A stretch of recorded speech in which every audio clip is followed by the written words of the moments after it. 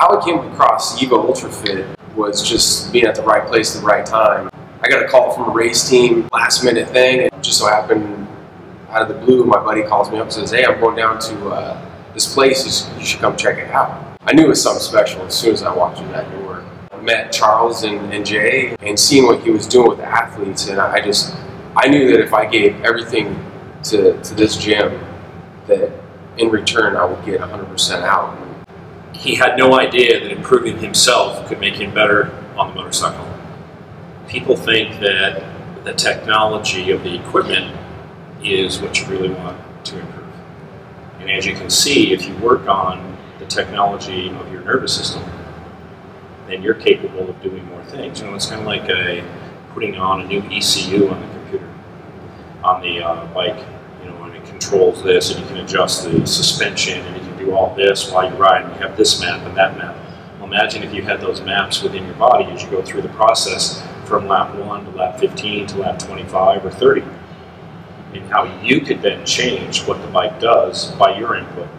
You don't have to completely rely upon the bike doing things, because I'm sure you incur problems when you're out there. The suspension, the tires go away. You know, there's different conditions with wind and other riders around you riding in a pack. Well, now you can adjust what you need to be able to do, fine motor skills on the throttle, the brake, you know, and being able to input the right amount of lean, you know, without slowing you down. That's what we're really trying to do, is give you that capability, that neurological input, or neurological education, to be able to control yourself. When you can control yourself, then you can control the bike easily. When I'm on the EVO Ice Rider, I focus and pretend that I'm on the racetrack. Now, when I'm on the racetrack, I feel what the bike's doing. You know, if they change a millimeter ride height, just something little, I focus on that. Well, now I'm kind of doing that aspect towards my muscles and my body and how it's reacting. Really focusing on that. My arms are so relaxed as I'm going side to side, and I'm using so much of my hamstrings and my legs to really throw the bike around, whereas before I wasn't.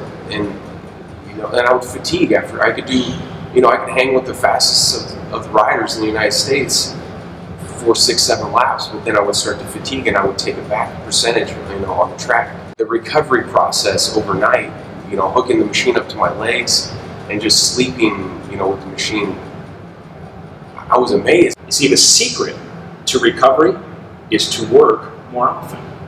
But work in a sense where you rotate through the energy systems appropriately, you use the muscles the way they're designed, and you maintain a specific position, or at least that your brain sees that your muscles are maintaining a certain position. So you're training. When that machine is on, that POV, you're training.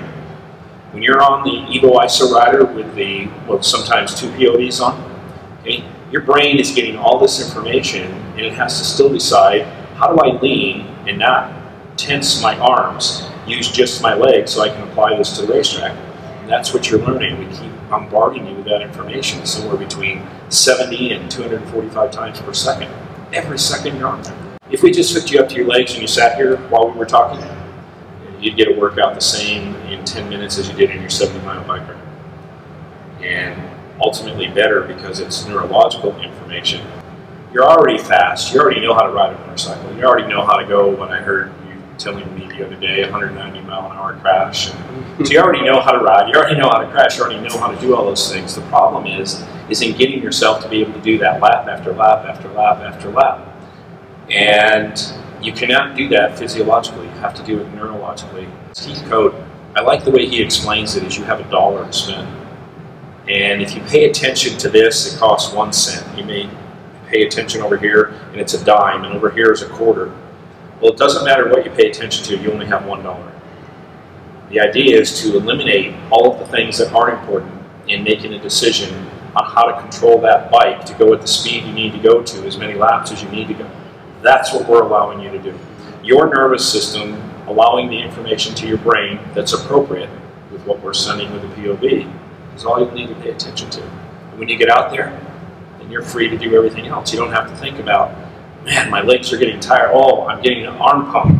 I'm going to have to change the way I ride. When I go in, you know, after practice, I'm going to have to tell my crew to adjust the ride height because now I'm having trouble here, or lengthen the swing arm for me.